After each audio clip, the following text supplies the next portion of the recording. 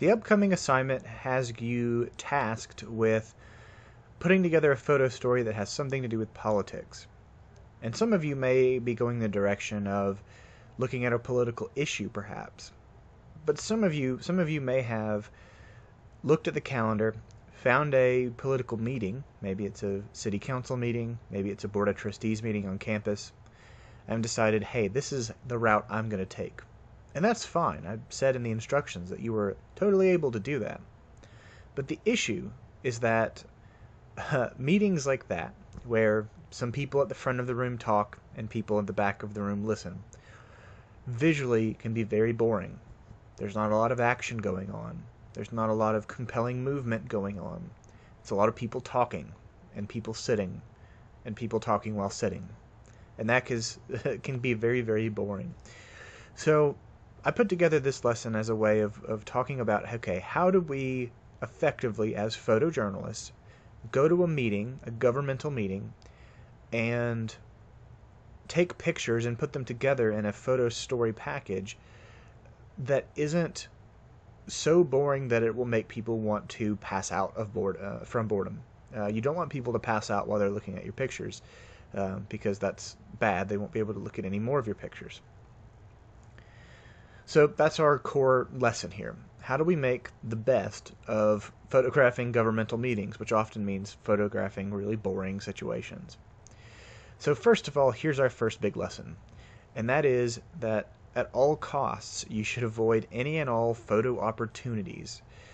Photo opportunities are things where people are often looking at the camera. They are actions and situations and settings that are staged, that are designed specifically to get the press to pay attention or the public to pay attention to exactly what they're doing. And they almost always will lead to not just incredibly boring photos, but the worst boring photos. You get stuff like this. This is the grip and grin. This is any photograph where someone is presented a plaque or an award. The person handing the photograph hands it to the person who is receiving the photograph. They both hold on to the thing. Sometimes they shake hands, and they look very awkwardly into the camera. These are the worst photographs that are ever taken. Science will never be able to properly explain how much I hate these photographs, how terrible they are, and how much I never want to look at one ever again. This is a perfect example of a photo opportunity picture. It's boring, and it's terrible. Other versions of this include everyone staring awkwardly at the camera while someone uses a very big pair of scissors to cut a ribbon in front of a thing. This is a boring picture. Just avoid it. Even outside, where things are usually more interesting than things that are inside, you can't save it. Photographs where people awkwardly hold a golden shovel and take a scoop of dirt and move it slightly to the right while everyone looks and smiles. These are very boring photographs. They are staged photo opportunities, and they are terrible. So never, never, ever use them. They break the cardinal rule of photojournalism, which is, at least if you're going to do anything else, be interesting. And they don't do that. They are awful. They're boring. No one wants to pay attention to them. They're terrible. So then what do you do? Okay, you know you can't take pictures of photo opportunities. You're going to avoid those. And I'll tell you right now, if you're going to a city council meeting, you probably will see at least one photo opportunity. Something like the Boy Scouts getting an award from the city. Avoid those pictures. They're terrible. So what can you do? Well, the first big lesson I have is always be ready. Have your camera ready. Have your camera out. Have your camera turned on. If you're using a smartphone, have it out. Have it in camera mode, ready to go. If you're using a DSLR, have it out. Have it turned on. Have it focused roughly where you know you're going to need to focus. Because you never know. Even in the world's most boring political meeting, you never know exactly what's going to happen. Sometimes really crazy things can happen. Including this. This was a photograph from a city council meeting in a small town in Alabama where a fist fight broke out in the middle of the thing between two individuals. You can see the person on the left is being restrained in a headlock while trying to kick at the person on the right who is being restrained as well. There's also a woman on the left who is pointing her finger at the person on the right, and two gentlemen, one in blue, one in yellow, who are sort of trying to restrain the whole situation. You can see the disheveled folding chair in the background that's sort of knocked over. This is from the facial expressions, the actions, just a great city council photograph. Of course, this is rare. You're not really going to have this happen at every city council meeting, but it happened at this one. It was Alexander City, Alabama. Headline for the story: Alexander City Mayor, Councilman brawl at city council meeting. And the lead for the story is a physical fight broke out amongst Alexander City's governing body during Monday evening council meeting. It's just such a great story. It's such a great photograph to accompany it, because city council meetings are so boring all the time. They're interesting if you're writing about something politically, because you don't have to care about the visuals. But as a photojournalist, we have to care about making things interesting. But if you think about it from a photography standpoint, you don't get this photograph unless you're ready. Because these people probably got one punch/kick in before they were pulled apart, separated. So you have to be ready. Otherwise, you're not going to get any good pictures from it. Maybe someone starts yelling. Maybe someone starts gesturing wildly at your meeting, the one that you're going to go to. That's great. But you have to be ready in case anything happens. This is just a snippet from the story that I really like. Just to make you can pause it and read it if you really want to, or pause it and go look up the story. But it started with one person calling the other a dictator, then the other one called the other a liar, then they got into a fight. I just love the line, Shaw said Goss swore at his wife, which prompted the fight, and then just a great direct quote, if he cusses at my wife, I'll hit him again, said Shaw. It's just a marvelous, piece of news writing from a otherwise probably dull city council meeting. So again, the lesson here: be ready. Have your camera out. Have it ready to go. Be ready to take pictures. Realistically, if you go to Naples or Fort Myers or Estero or Bonita and you start taking pictures and you're ready to go, there's probably not going to be a fist fight that breaks out at these city council meetings or school board meetings, board of trustees meetings. But hey, something may happen. So have your camera ready to go. One of the main conceptual ways for you to make your photo stories of a governmental meeting more interesting are the main ways to think about the room in terms of corners. You want to be able to vary up your shots and your backgrounds and your perspectives in a way that makes it visually diverse and visually interesting. We know that diversity is a really big deal in photo stories. And the challenge you may sort of think about is, how do I make a room look diverse? You've only got 4 corners to work with, you've got 4 walls, whatever. And really what you want to do is change up the angle and perspective of the room itself. So think about any room that you're in, whether it's a small meeting room, big meeting room, auditorium, whatever. Think about it in terms of isometric geometry. Think about it in terms of the corners themselves being the places you'll sort of put yourself to take pictures from that angle, taking a few and then moving on. And I think you really ought to challenge yourself to try to get at least one shot, or at least a couple of shots to work with for editing purposes, from each of the 4 corners in your room.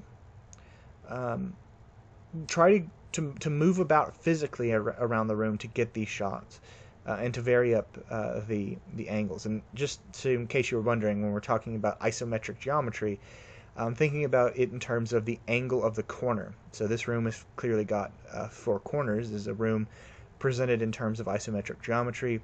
The front of the room could easily be where the podium is, back of the room where the audience is. So you would use the corners to plant yourself and use the photograph of perspectives. We're going to look at some examples at the end of this of using isometric geometry and shooting from the corners. So hold on to the end of the video where we'll look at some examples. Another big lesson here is that you have to get in front of people. You have to stand at the front of the room and shoot backwards to get pictures of the audience. You have to move up to the front and take pictures of the city council members as they're talking, or the board of trustees members as they're talking, to get in front of them.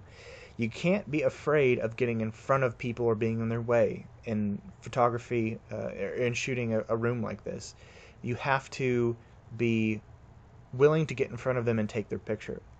Because let's say you have, during the open mic portion, or the sort of the open conversation portion of a city council meeting. You have someone who comes up and is very angry about something happening in their neighborhood, or is pointing or yelling or is gesturing, who is very colorful. If you get a photograph of the back of them as they face the city council, you're going to get a really boring photograph. It goes back to the fact that pictures of people's butts and backs are not interesting. You have to get in front of them, like this picture, and take a picture of them so that you get your full facial expression, and you get that full connection to the subject. The more direct that you can get the action when it does occur, the better off your shots are going to look. So that means you need to physically be willing to move around the room and not feel like you're a distraction. You're not distracting the other people. You're there to do a job, which is to take pictures. So move around, get in front of people, and focus on facial expressions and action. Manipulating the depth of field is also pretty useful to make a otherwise boring room seem kind of interesting visually.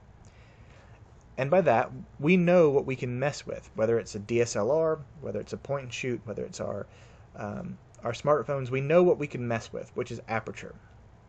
Remember, aperture is a measurement of how wide the shutter opens in your camera. It means where the focal point is, how much light comes in.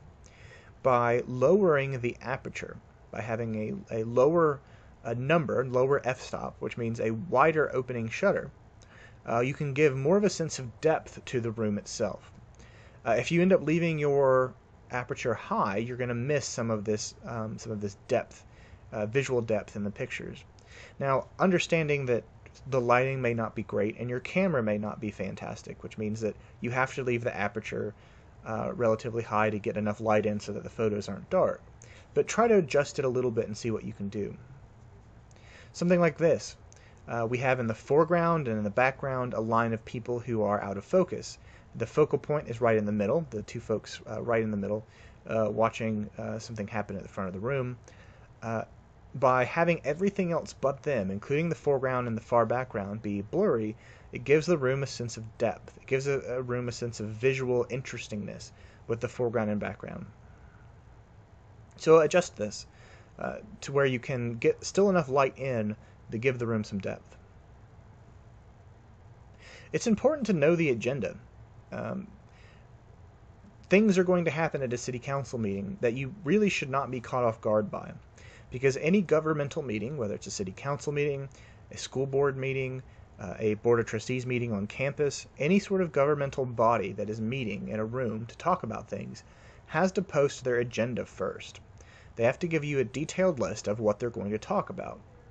And so you know if they're going to talk about something that is particularly controversial or something that's particularly contentious, that this is the point in time where you should be ready.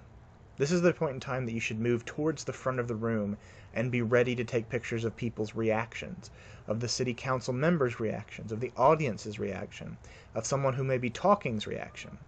If you know where the controversial points are, or the points that are going to have lots of serious controversial discussion, then you can be ready for it physically in the room, positioning yourself correctly, and start thinking about the angles you want to get. If the city council is going to be discussing something controversial, but also giving an award to the Boy Scouts, you know, hey, the controversial debate is going to be the thing you need to pay attention to. And conveniently, again, this won't surprise you because they have to publish their agenda online. That also gives you the ability to know the players, like you know who they're going to be. If you're going to go take pictures of sports, a particular sports team, you would want to look up who the players on that team were first, so that you can know who to pay most attention to visually. The same way, you should know who the city council members are. If you're going to shoot a city council meeting, if you're going to take pictures of a board of trustees meeting, look up who the board of trustees members are. Know if there's people who don't get along with each other. Know if there's people who do. Know if somebody's getting a particular award, or if someone has lost their seat, or if someone is brand new. Know the dynamics of the room. That'll help you visually be able to capture smaller stories in a way that'll make sense. It'll also just help you out with captions down the road. Don't be afraid to, especially if you're working with a DSLR, don't be afraid to bust out the zoom on your camera at this point. You might want to shoot over people's heads. You might want to shoot down down the sort of the alleyway that's sort of set in a lot of auditorium or speaking rooms in the middle or the side, um, and to vary up your zooms. So you might want to get at least one photograph that's everybody. This is a zoomed out photograph of the City Council of Tampa, and you can see that this photograph is zoomed out. We have all of our members of the City Council, as well as the probably the comptroller, as well as the folks taking the strict notes that you have to take during a meeting like this. So this is a photograph of everybody. If you zoom in a little bit more, you may want to think about using just a tad bit of zoom and getting a shot that is maybe just a handful of the City Council members. So here we've got someone in the foreground with the microphone talking in focus, and you've got two people off to their right, one of which is a little bit out of focus in the back there. And then varying it up to get a zoomed in, really sort of tight shot of, I would say everybody, but of some folks who are, it's just them. The photograph is just their reaction, just their face. So it's varying up the level of zoom you have of each of the members or each of the significant people you're taking photographs of. A really good tip here is to try to get at least one shoulders up shot of everybody who was a major player at the meeting. And that can mean the members of the City Council. It could be very vocal members of the community. It could be any members of a certain neighborhood who've come to complain about something, or people who are receiving a particular award if it's interesting. If it's not, then just ignore it. But try to capture everybody. Now, it could be that by doing this, you're not going to use all of them, but you may need them in the future for some other thing you're working on or writing, and it's just a good idea to build a stock catalog of important people in the area. Another good lesson here is to be aware of your background. Sometimes depending on the depth you can shoot with your aperture, backgrounds in rooms like this can be messy. And so one suggestion is to shoot low. This is a photograph of a police officer who is talking into a microphone at the front of the room. And if you'll notice the angle, the photographer is sort of squatted down and is pointing the camera upwards. This one is sort of interesting because it creates a little circle. You can see there's a circle in the pattern of the wall in the background that circles the person's head. You may not be able to line it up perfectly like that, but by sort of squatting or getting low and taking the photograph upwards in that direction, you get a little bit cleaner background in most rooms. So consider doing that. Also, there is, just so we're all aware here, there's an evil that looms at the front of a lot of governmental meetings, especially in medium to large size rooms. So we're talking about city council, county commissions, sometimes larger meetings on a campus like Board of Trustees. It's a thing that exists supposedly to help people out, but really all it does is screw up your pictures and get in your way. And that is the projector. They are evil, and I hate them. They usually have them positioned towards the front of the room so that people in the audience can see larger key points that are being discussed. The problem is that they glow on people's faces, that you become obnoxious if you're walking in front of them, getting in people's way. They will hurt the way that your light is being absorbed into your camera, so they'll mess with the white balance a little bit sometimes. They'll definitely create a lot of glare off of people's eyeglasses. They're just annoying and terrible. So if you're shooting a room for the first time, show up a little bit early so that you can know exactly where the projector is going to be so that you can avoid it, because it is an absolutely terrible thing. Try to keep an eye on the audience. So this has sort of been sprinkled in throughout this lesson, but I really want to drive the point home that a meeting is not just the people talking. It is also the audience reacting to things. They're going to have facial expressions. They're going to have actions themselves that are going to relay what it is that how they feel about something. They may be vocal. They may be angry. They may be really happy or really overjoyed. They may be contemplative. But always remember, turn around and take a picture of the audience, especially if they're reacting to something. Even if it's something as simple as looks like people thinking or people contemplating. What this does is allow for a sense of diversity of background, a diversity of subjects in the end photo story, so that you don't end up with 5, 10, and 20 pictures of the same handful of city council members. Because again, sometimes you're going to get really great reactions. A woman who's pretty vocally angry about what the city council is doing at the moment. You're going to capture little moments like this if you're paying attention to what the audience is doing as well. If you're so focused on just the front of the room, you will miss it. So I just want to go over some good student examples from the past and past semesters. Namely, what I'm going to look at here is some good examples of using diverse backgrounds, using isometric approaches to the corners of the room, and just namely being diverse in what could otherwise be a boring photo story. So here we've got a meeting on campus in a room that is in one of the main buildings on campus. I'm sure you've probably been in it before. So we start off in the upper right corner of the room. It's a picture of the rest of the room with the flag in the foreground. Then we end up a little bit to the left of that, a photograph of the rest of the room, sort of capturing the scene and the setting.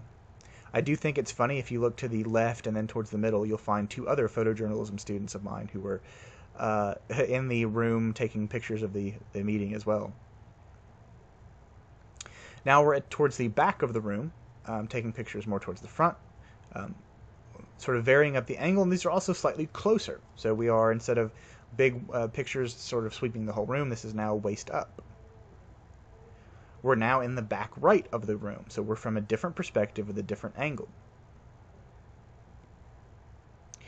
We're now towards the other side of the room. We're now into the back left, taking a photograph from the waist up to diversify the closeness element of it, but we're pointing towards a different side of the room. Again, now we're back kind of towards the right a little bit, or actually from the angle of the screen, maybe back a little bit to the left, and this is again from the back of the room pointing forward. But then, to switch it around, this is a photograph from the front of the room pointing backwards. This is someone in the audience who was taking notes, and this is a photograph of them, but it was taken from the other angle. Now we're again in the back left of the room. Here's some folks applauding whatever it was that had just happened there. And we're in the back left. So it started in the upper right, and we worked our way to the back left of the room. So we got a diverse set of photographs, at least as far as the angle goes. Let's look at another. This is another good example of using diverse angles and using interesting angles to switch up what could otherwise be a kind of dull thing. And this one, actually, I really like that it started by grabbing a picture of the sign outside of this house where this meeting was taking place. That's a way to set the scene, a way to diversify the photos a little bit to help set things chronologically. We have a photograph now from the outside sort of pointing in, the folks sort of meeting, shaking hands.